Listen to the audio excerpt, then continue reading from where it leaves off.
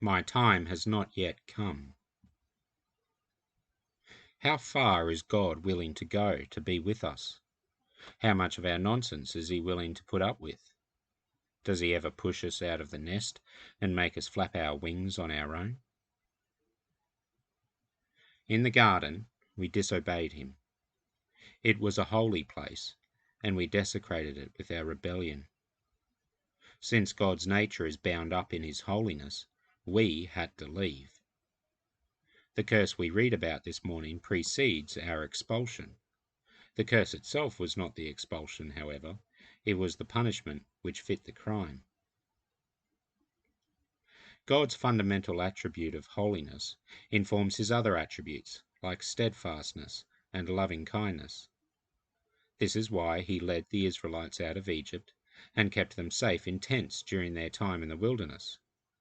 God's display of steadfastness and loving kindness in this act is such a momentous time in the history of his people that there is an annual festival to commemorate it, the Festival of Booths, or Festival of Tabernacles. Jesus is being hassled by his brothers to go and make a big showing at this festival. But, replies Jesus, it is not yet his time. This is because the mission of God is not to leave us in a state of miserable disgrace, trudging through the wilderness with nothing but a flap of dead animal skin between us and the elements. That is only the journey. The destination is the empty tomb.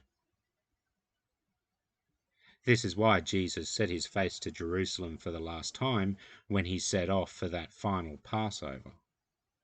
God is not content to walk alongside us, making sure we just stay balanced on the bicycle. He is not leaving us in the wilderness with some manna and quails. He is leading us home to that state of blessed holiness. And the undoing of the curse of sin requires a blood sacrifice, the perfect Passover lamb that is Christ on the cross. When Jesus says, multiple times in this gospel, that his time is not yet, rejoice. The people around him see a glimpse of the beauty of God, in this case the flight from Egypt. But Jesus always wants to take God's blessings one step further. He is always taking us higher, out of reach of the dangers and snares of this world. He is always taking us deeper into the glory that only he knows as the second person of God.